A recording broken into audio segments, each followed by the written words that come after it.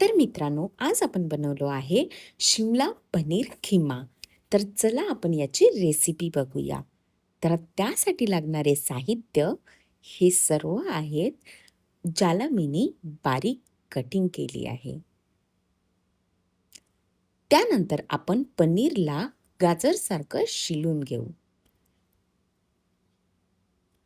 पनीर किसलं की मिक्सरमध्ये मिरच्या आणि लसण त्याला छान मिक्सर केलं की मग कढईमध्ये तेल घ्यायचं आणि त्यात कांदे, सांबार आणि टमाटर टाकायचं थोडा.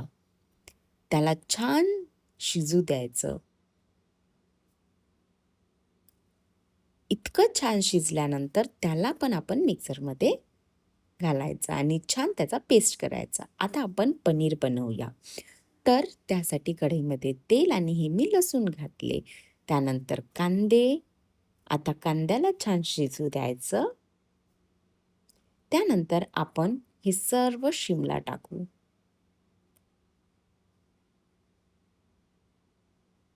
याला छान फिरवून घेतलं की याला झाकून वाफेवर छान शिजू द्यायचं.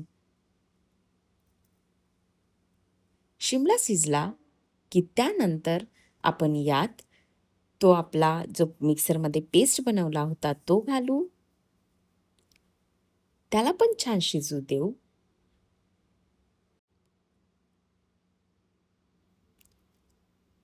आता यात आपण पनीर घालू.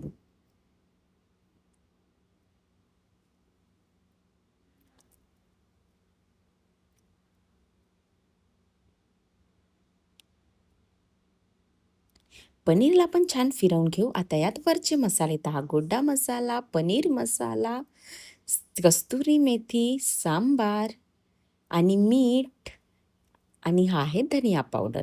याला छान फिरवून घ्यायचं. आता यात आपण थोडं पाणी घालू आणि झाकून ठेवून देऊ.